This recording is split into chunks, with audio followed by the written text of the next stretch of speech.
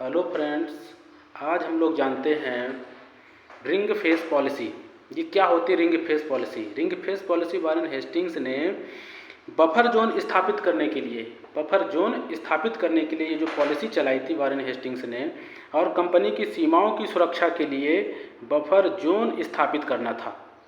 ऐसे आप समझ सकते हैं बफर जोन के लिए कि जैसे किसी पड़ोसी अपने देश की सीमाओं के लिए, अपने राज्य की सीमाओं के लिए दूसरे राज्य की सीमाओं की सुरक्षा करना, अपने राज्य की सीमाओं के लिए दूसरे राज्य की सीमाओं की रक्षा करने की नीति बफर स्टेट रिंग फेंस नीति के अंतर्गत के तहत आती है।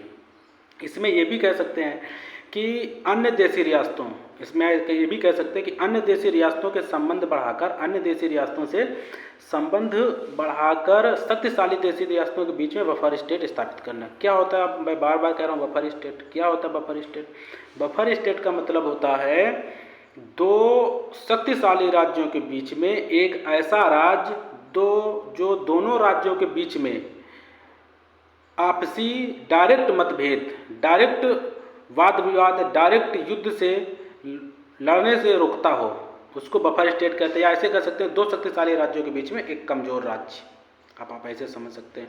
तो बफर स्टेट रिंग फेंस की नीति का मेन उद्देश्य था कि कंपनी का शासन लंबे समय तक चल सके, जिसके लिए उसकी सीमाओं की सुरक्षा करनी है। उनकी सीमाओं की सुरक्षा के लिए वारेन हेस्टिंग्स ने एक नीति बनाई जिसका नाम दिया रिंग फेंस पॉलिसी या घेरे की नीति, जिसमें उसका मेन उद्देश्य था कि इतने बफर स्टेट स्थापित कर दो कि जिससे लोगों को ये ना लगे कि कंपनी हमारे कार्यों में दखलंदाजी कर रही है और हम अवैध रूप से या आबाद रूप से लंबे समय तक शासन करते रहें, और बफर स्टेट लगा करके डायरेक्ट किसी शक्तिशाली देशी रियासत से न लड़ करके अपना काम, अपना शासन चलाते रहें। ये वारेन हेस्टिंग्स की एक नीति थी जो 1757 से लेकर के 1813 ईस्वी तक चलाई गई।